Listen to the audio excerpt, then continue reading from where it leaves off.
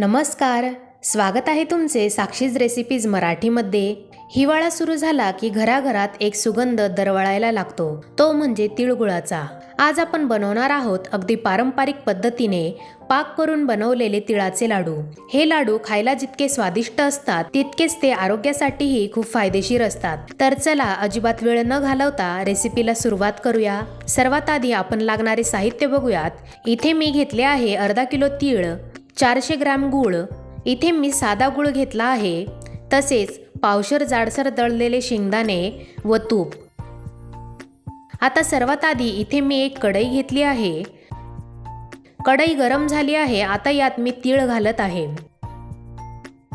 तीळ आपल्याला मंद आचेवर परतून घेत छान भाजून घ्यायची आहे। तीळ आपल्याला फुल गॅसवर भाजायची नाही, कारण ते पटकन जळतात।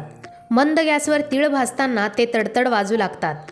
आपल्याला त्यांना छान सुगंध सुटेपर्यंत व थोडासा तीळचा कलर बदलेपर्यंत भाजायचे आहे। इथे तुम्ही बघू शकता तीळ छान भाजली गेली आहे। आता आपण तिला एका प्लेटमध्ये काढून घेऊयात।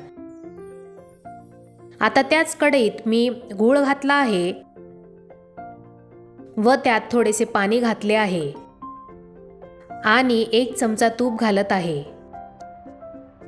गूळला आपल्याला पूर्णपणे वितळेपर्यंत उकळून घ्यायचे आहे। इथे तुम्ही बघू शकता गूळ पूर्णपणे वितळला आहे। आता आपल्याला याला 2 ते 3 मिनिटे मधून मधून ढवळत राहायचे आहे। 2 ते 3 मिनिटे झाले आहेत। आता आपण पाक चेक करून बघूयात। त्यासाठी इथे मी एका प्लेटमध्ये पाणी घेतले आहे व त्यात थोडासा पाक टाकला आहे। तुम्ही बघू शकता की पाक पाण्यात विरघळत आहे, त्यामुळे अजून 2 मिनिटे आपण पाकाला शिजवून घेऊयात। 2 मिनिटे झाले आहेत। आता पुन्हा आपण पाक चेक करूयात। इथे तुम्ही बघू शकता पाक गोळा होत आहे, म्हणजे आपला पाक तयार आहे।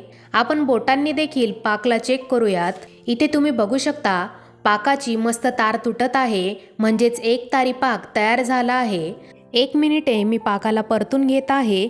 आता इथे मी गॅस बंद करत आहे आणि त्यामध्ये तीळ व शेंगदाणे मिक्स करून पाकामध्ये घालत आहे। हे सर्व आता आपल्याला व्यवस्थित मिक्स करून घ्यायचे आहे। मिश्रण आपल्याला व्यवस्थितपणे एकजीव करून घ्यायचे आहे।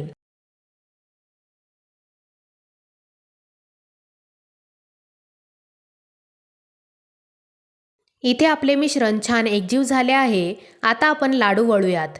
मिश्रण गरम असतानाच आपल्याला लाडू बनवायचे आहे। लाडू वळण्यासाठी इथे मी हाताला थोडेसे पाणी लावत आहे। तुम्ही तूप देखील वापरू शकता। आता थोडेसे मिश्रण हातात घेऊन अशा प्रकारे आपल्याला लाडू बनवायचे आहेत। तुम्ही बघू शकता किती छान गोल व सुंदर तिळाचे लाडू बनत आहे।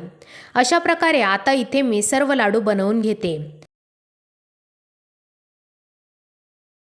हे बघा मंडळी, आपले घरगुती पारंपरिक तिळाचे लाडू तयार झाले आहेत। हे लाडू हिवाळ्यात शरीराला उष्णता देतात व कॅल्शियम व आयर्नने भरपूर असतात आणि लहानांपासून मोठ्यांपर्यंत सगळ्यांना आवडतात।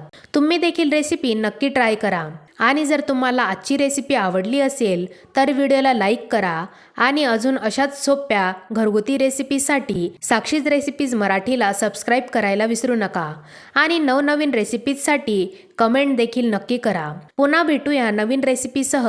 तोपर्यंत तिळगुळ घ्या, गोड गोड बोला। धन्यवाद।